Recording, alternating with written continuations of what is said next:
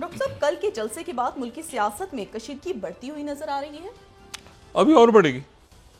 और ये बड़ी बदकिस्मती की बात है, क्योंकि कल जो है वो एक तो ये कि जब ये नशिस्त हो रही थी तो उस वक्त तो जलसा जारी था और कशीदगी थी बहुत ज़्यादा। और कशीदगी ये थी कि कहीं कोई जानी नुकसान ना हो जाए, कोई माली नुकसान ना हो जाए, मुल्क में और कोई क्राइसिस ना क्रिएट हो। लेकिन वो तो नहीं हुआ। लेकिन उसके बाद जो वो हमने ये भी बात की थी कि पाबंदियां जो हैं वो बहुत ज़्यादा लगाई गई हैं और जो है वो इतनी ज़्यादा नहीं लगानी चाहिए थी और शायद। लेकिन उसके बाद जो जलसा है, जलसे में लोग थे ठीक ठाक, अच्छी तादाद में, जैसे तैसे पहुंचे थे। अली अमीन गंडापुर साहब की तकरीर जो है वो इस वक्त ज़ेर बहस है हर तरफ, और मैं उस पर बहुत ज़्यादा उस पर मैं तबसरा इसलिए नहीं करूँगा कि देखें, इश्यूज़ जो है ना मुल्क के वो हैं इकॉनमी और सिक्योरिटी, सख्त सिक्योरिटी कंसर्न्स। ये बलूचिस्तान के वाक़यात के बाद यानी गैर मामूली इकॉनमी के मामलात, गैर मामूली आपकी खारजा पॉलिसी और आसपास जो दुनिया में इवेंट्स हो रहे हैं वो एक और किसी लेवल पे जा रहे हैं मामलात, और फिर सोशल अनरेस्ट जो बहुत ज़्यादा बेचैनी होता। क्या है इसमें? होता इसमें यह है कि जब भी ऊपर बैठी शख्सियत कोई बात कहती हैं तो उनका जो ट्रिकल डाउन इफेक्ट होता है, यानी नीचे जो कारकुन, गली मोहल्ले, दाएं बाएं, वो उसको उसी तरह से लेते हैं कि भाई ये तो हमें हमारे साथ बात की गई है तो ये तो इसी तरह से करना है। अब जो है वो उमर अयूब साहब ने और आज बैरिस्टर गौहर साहब ने उसको कल की तकरीर के ऊपर माजरत भी तलब की है। लेकिन बात यह है कि एक तो अली अमीन गंडापुर साहब जो हैं वो एक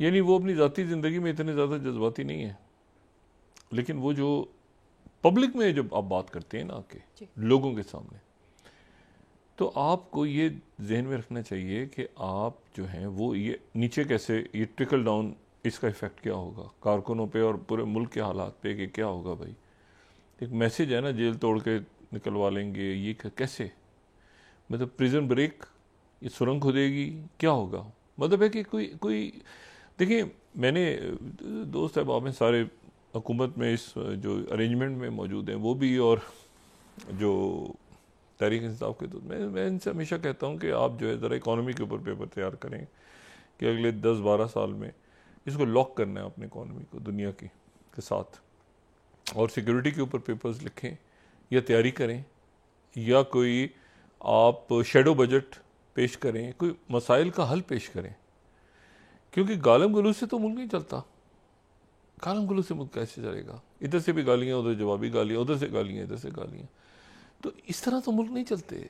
ये कितने दिन चलेगा जब कोई प्लान ही नहीं है, जब कोई किसी के पास कोई हल ही नहीं है कि जो आपके बुनियादी इश्यूज हैं, तो उसमें तो कैसे। और मैं आपको बताऊं कि देखें, यानी कल तक तो मैं ये कह रहा था कि भाई बड़ी ज्यादती हुई है।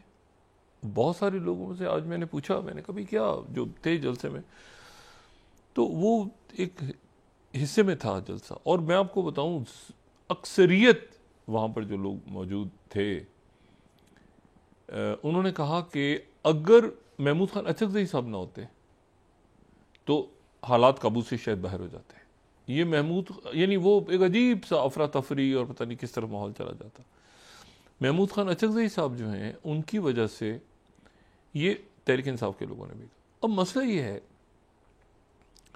कि जो है ना, जो मैंने पहले भी बात की थी कि बहुत सेंसिबल जो इनकी शख्सियात हैं, अली ज़फ़र हैं, यानी सेंसिबल से मुराद ये कि जो सोच विचार के तरीके से आगे मामलात को ले जाना, कि भाई खान साहब को अगर निकलवाना है बाहर तो उसका तरीका तो ये है कि आप एक कानूनी रास्ता इख्तियार करेंगे ना, कानूनी रास्ता इख्तियार करेंगे, कोई इस्टेब्लिशमेंट के साथ बात, जो भी तरीका होगा। असल एम क्या होना चाहिए? अब इनके एक साहब हैं, मैं यहाँ नाम नहीं लेना चाह रहा, मैंने कहा जी खान साहब को कैसे, ये मेरे ख्याल से कोई 10-12 दिन पहले, मैंने कहा यार कोशिश करें कि खान साहब को बाहर लेकर आए किसी तरह। अब वो मुझे आगे से क्या कहते हैं, आप क्या चाहते हैं वो अपना सर झुका दे। मैंने कहा भाई एक मिनट ठहर जाओ, मैं चाह रहा हूँ कि मैं तो पूछ रहा हूँ आपसे कि उनको बाहर लेकर आए आप क्या चाहते हैं डॉक्टर साहब, वो सर झुका दे, वो सर कटवा देगा अपना, वो बाहर नहीं आएगा, वो नहीं झुकेगा। तो मैंने कहा भाईजान आप उसका सर कटवाना है आपने या उसको बाहर लेकर आना है।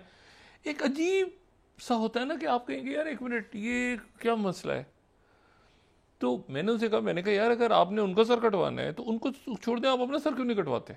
यहाँ तक तलखी हो गई। फिर मैंने कहा अपना सर कटवा दें। तो कहते मेरे साथ डॉक्टर साहब आपका मैं देखें, आपकी तो बड़ी इज्जत में हम करते हैं, आप इस तरह बात ना। मैंने कहा यार आप ये जुमला क्या कह रहे हैं आप कि वो सर कटवा देगा मगर वो बाहर नहीं आएगा, वो सर कटवा देगा। मैंने कहा ये भाई खुद ये कैसी पॉलिसी। तो साथ उनके एक बड़े सेंसिबल से सीनियर है, मैं लॉयर थे, तो वो मुझे पीछे से इशारा करेंगे डॉक्टर साहब खामोश हो जाए, हम बड़ी मुश्किलों से अदालत में जाते हैं, फिर मामला गड़बड़, फिर इधर फिर उधर फिर आगे कुछ पे।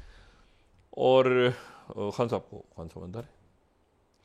अब उसमें ये कि 2 हफ्ते में तोड़वाएंगे जेल, क्या करेंगे भाई। अलीमीन गंडापुर साहब, मैंने आपसे कहा ना कि प्राइवेट उसमें बड़े सेंसिबल, बड़े आराम से बैठ के सुकून चिल हो रहे होते हैं सारे। जब पब्लिक में आते हैं तो उसके बाद एक अजीब और उसको मैसेज हो जाता है, वो ये कि पता नहीं खुदा जाने क्या हो जाएगा।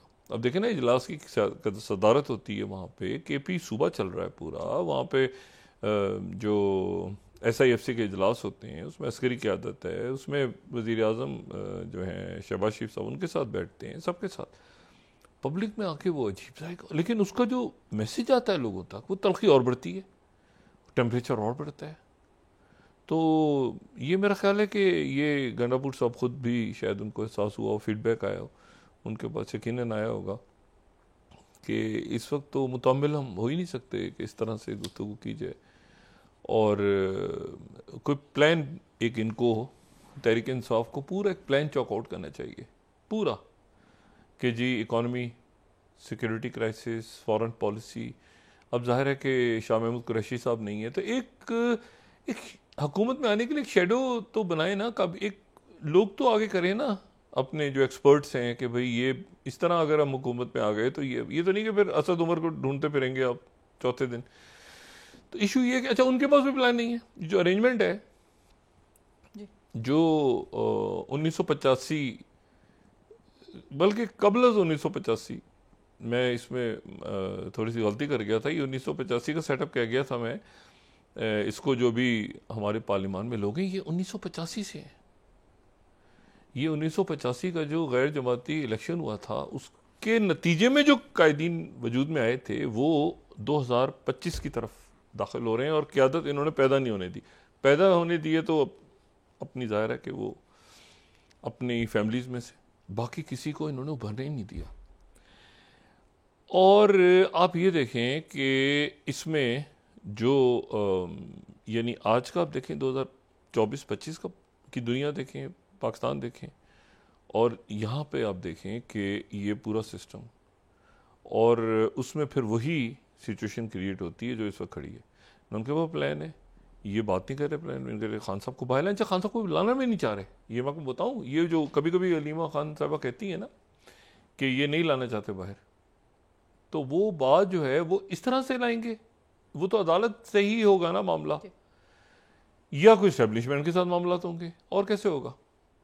तो वो कहती है ना कभी कभी कि नहीं लाना चाहते बहुत से लोग। अब वो कुछ, मैं देखें सियासी जमातों के अंदर की बहुत सी बातें पता है, मैं उसमें नहीं जाना चाह रहा।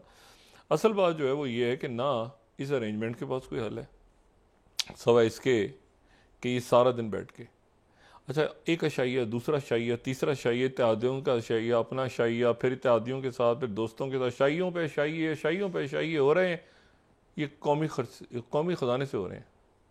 ये रोज़ ना आज शैया आज खाने पे बुला लिया, आज अरकान पार्लियामेंट, कल उसने बुला लिए, परसों इसने पैसे। आपको पता है यहाँ पर लोगों के घरों का जो बिल है गैस का और बिजली का, मतलब जहर खाने के पैसे नहीं है, और यहाँ पे अशाइये सरकारी खजाने पे हो रहे हैं। उसमें क्या हो रहा है, वो जी आईनी पैक, आईनी क्या मतलब कौन सा आईनी, मतलब कौन सा आईनी, ये अदालती इस्लाहात, ओ मेरे खुदाया, एक तो बड़े ज़बरदस्त सियासतदान है ना, बहुत अच्छे सियासतदान है इसमें, जो इस ये अरेंजमेंट में कहता हूँ अच्छे, बड़े अच्छे लोग हैं, बड़े पढ़े लिखे लोग भी हैं और बड़े ज़बरदस्त लोग हैं। बाज तो प्रॉपर कंटुट्टे हैं, कंटुट्टे, करप्ट नहीं है, कंटुट्टे, मर्डर्स कत्ल कत्ल पे कत्ल पे कत्ल पे कत्ल कर, मतलब इस तरह के हैं कंटुट्टे। तो बात यह है कि वो अब इस किस्म के सिस्टम में शायद ज़रूरत भी होती है उनकी, कोई इलेक्टेबल होते हैं, कोई ये होते हैं, कोई वो होते हैं अपने हलकों से, शायद मैं वो कह रहा हूँ ना कि ये सिस्टम जो है ये बड़ा अजीबो गरीब सिस्टम है।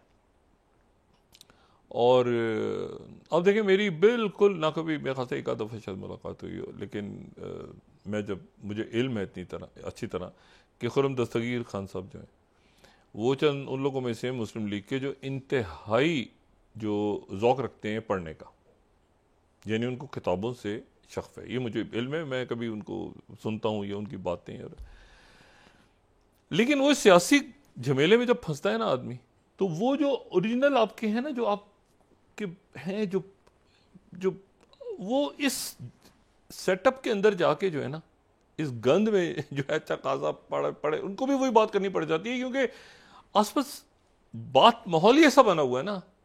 अब वो उसमें अगर वो अपने कोई अदब की बात करेंगे, कोई लिटरेचर की कोई शेर सुनाएंगे, कोई बात, तो वो अजीब तरफ चली जाएगी बात। मैंने आपसे कहा मेरी शायद कोई एक आध मुलाकात है उनसे, मैं उनसे बहुत कम मिला हूँ, लेकिन मैं उनकी गुफ्तगू और वैसे उनको मुझे अंदाज़ा है कि वो पढ़े। और बहुत सारे लोग हैं और कई कंटुट्टे हैं, बहुत सारे प्रॉपर कंटुट्टे हैं। अब जनाब क्या हुआ है, ये बात करने पे निकलते हैं, ज़रा इस झमेले से निकालते हैं ये फारिग हैं सारे, बकौल हमारी दोस्त के जो अपने कैद को तांगा कहते हैं ये सब अब मैं उनका नाम नहीं ले सकता, मसला ये है कि वो बड़े हमारे मोहतरम रफ़ीक हैं, दोस्त हैं हमारे। अच्छा, तो वो जो है वो ये जो इंटरेस्टिंग बात है वो ये कि नैब के पास से चले गए 50 करोड़ से कम मुकदमात और FIA के पास आ गए। आसमान से गिरा खजूर में अटका। FIA जो है ना, FIA नैब में तो फिर आगे पीछे दाएं बाएं, नैब तो एक उसको बंद करके नैब का अपना एहतसाब होना चाहिए तो उन्होंने किया ये सैफुर रहमान साहब के एहतसाब ब्यूरो के दौर से लेके आज तक क्या किया है। लेकिन जो FIA है ना, FIA आपको पता है ना, ये जो जाली अकाउंट केस था ये FIA ने बनाया, बशीर मेमन साहब थे उस वक्त। FIA पीछे लग गई ना अगर 50 करोड़ से कम पे, अभी इनका ख्याल था एंटी करप्शन आगे पीछे नहीं, वो FIA के पास जा रहे हैं मुकदमा बहुत सारे। एंटी करप्शन को भी ये ठीक करे, मगर वो सूबों के अंडर आता है तो क्या हो, तो उसको चेंज कर देते हैं उठा के। FIA वफाकी अदारा है। मेरा ख्याल है कि ये जो है ना, ये IPPs के मामला, दूसरे मामला वो उस तरह तवज्जो दें।